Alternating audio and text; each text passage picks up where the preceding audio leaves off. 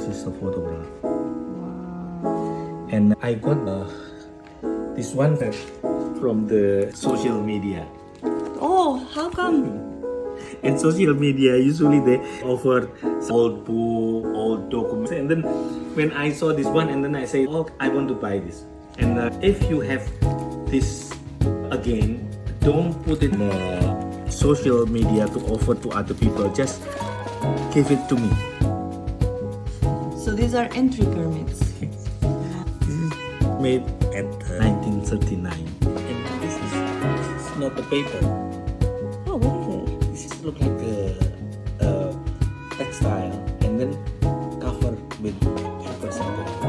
Oh yes, I can see the structure. And this is a very important document called Land Pass. The Chinese people in Indonesia during the Dutch colonial time, the government make segregation in Jakarta or in Indonesia. If the Chinese people want to go outside this area, they must have this one. So if you didn't have this pass, you could get arrested. Yeah. And this is made at 1890. This is more than 100 years. Oh, I make a research about the massacre of the Chinese people. I'm starting that research from my father's photograph. My father is a photographer and he part of the people who try to exhumation the dead bodies of the Chinese people who massacred at the time in my hometown. And then that photograph, my father gave a caption, and so that's why I know what's happened at that time. And then I make a research in the place where this photograph made by my father. But because there is no archive, no data, no anything, it's look like that the Indonesian government don't make any news or history about the massacre of the Chinese people. And then I'm starting from my hometown, try to find another mass graves in other place. Right. So how many did you find? Until this time, I already found 13 mass graves. Wow. But the three of the mass graves already demolished and I cannot anything. And then I took a photograph, I make a lot of things, I make a video, I try to find the survivor or eyewitness. And from my research, I make two documentary. One about what's happened in my hometown in Blitar in East Java, and then the other my last documentary film is about, the title is The Last Survivor. I found 3 survivors. They're already old, maybe more than 90 years old, but they still remember and they talk about what happened at the time. And also I make a performance, I make a artwork, and then I show the work in some country, thing like that. What was the response of Indonesian public to this? Of course, because I'm not showing in public, just only in the art space or screening my video in some community, something like that. So of course the impact is not for the mass. I'm invite in a seminar in history. I also invite in a seminar in social and political issue. And I also asked to write about the trauma of the Chinese people in Indonesia. Maybe I'm the only one artist who also make a book, make writing, also make work. So this project transcended just art. And now I'm planning working with one of my friends. He is a historian and he still study for his PhD in Melbourne, and we will publish a book about this massacre. Because there is no book and a lot of things in Indonesia who connected with the Chinese people during the independence days already demolished or not part of the national history. So I try to talk about that the position of the activities of the Chinese people supporting Indonesian become independent. There is some action from Chinese people. So the people in Indonesia say that Chinese people just only stay in Indonesia, they just working, they just try to get money, they never talk and they never working with Indonesian people to make independent, but that's not true. So you are creating history, at least history for everyone to know. Yes. So I say history is not singular. History is plural. A lot of people, a lot of things who are a part of the history. But sometimes the government or the power decided that this is the real history, but that's not true. Absolutely. I know it very well because I was born in Russia. And the history that I learned when I went to school is a very different history from what children are learning now. Yeah. And then I'm thinking it's almost like fiction. Yes. Yeah. It's very loosely connected to what happened, but doesn't really describe it. Yeah. That's true. That's true.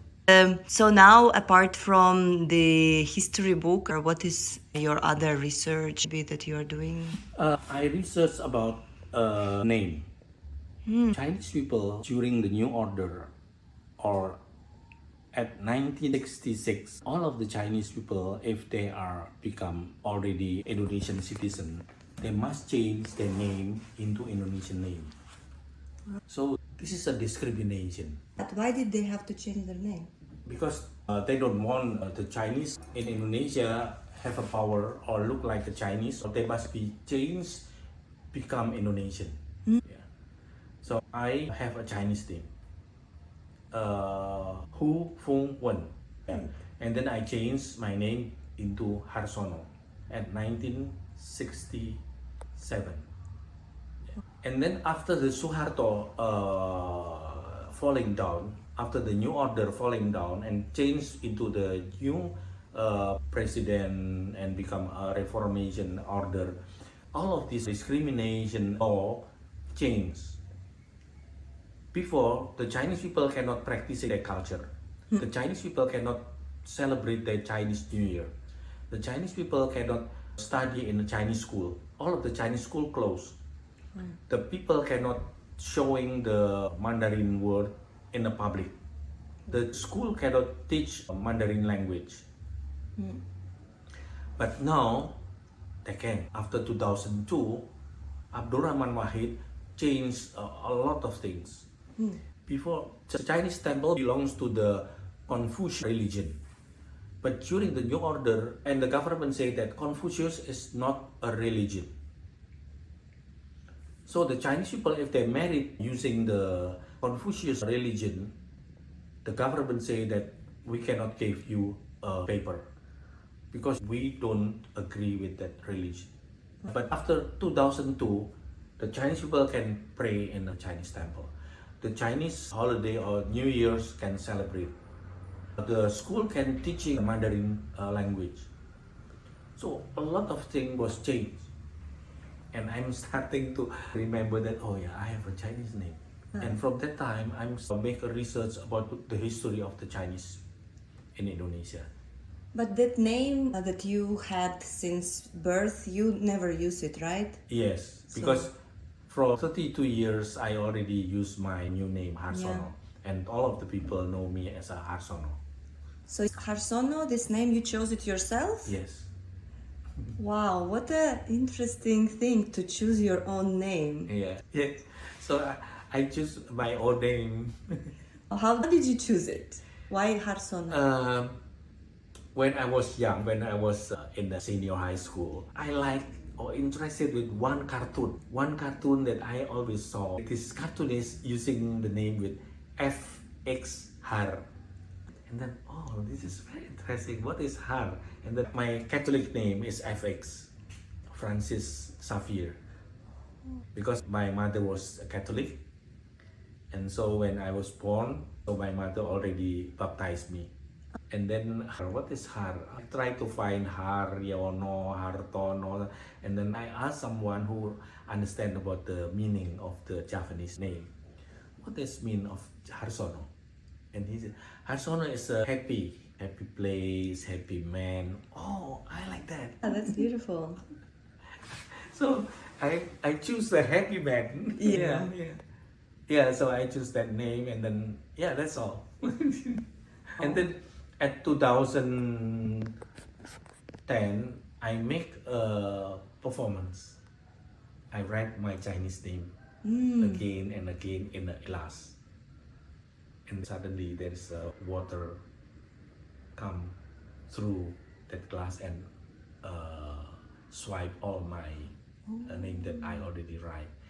The title of that video performance is Writing in the Rain. And this video was screening on Times Square at 2018. In Times Square, there is a public art. And then from 2000 until last year, I represent by one gallery in New York. And at the time, I also participate a group show in Asia Society in New York.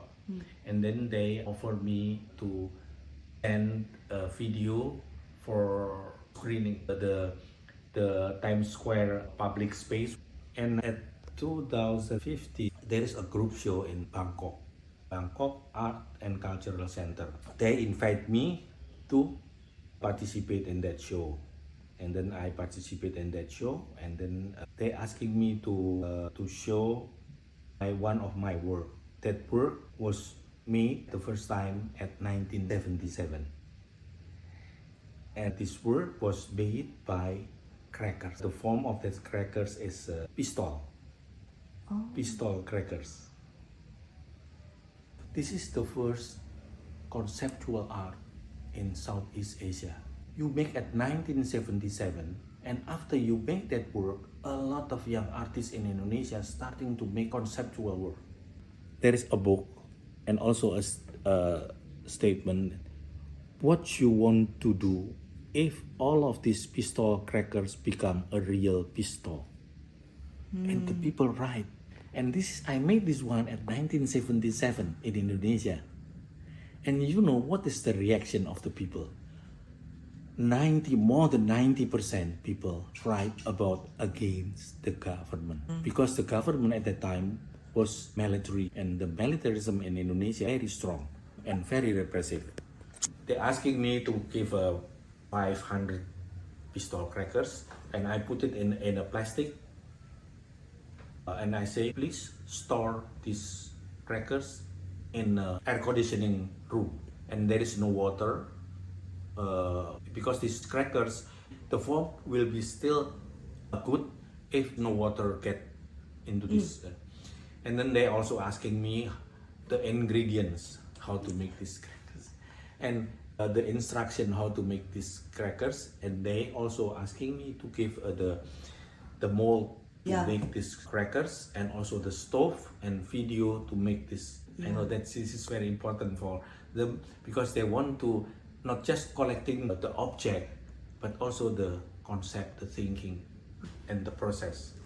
Or if they want to exhibit it in 100 years, they can still do it. So how do you feel about the art scene now in Indonesia? Do you feel like artists have more freedom? Is this freedom doing them good? Now art in Indonesia is so very interesting for me, because it's very wide. A lot of kind of interesting things made by the artists, mostly the young artists, from the pop culture, urban culture, gender. So I'm glad. But the problem is the education. Art education in Indonesia, they are thinking that technique and practice is more important than theory. So they not give the knowledge about how to make a research. Because if someone want to make art, talk about the culture, about pop culture, about the urban culture, about the gender, they must starting from research. From 2011, I'm starting to make a workshop, but not just only a week, for months in Jakarta.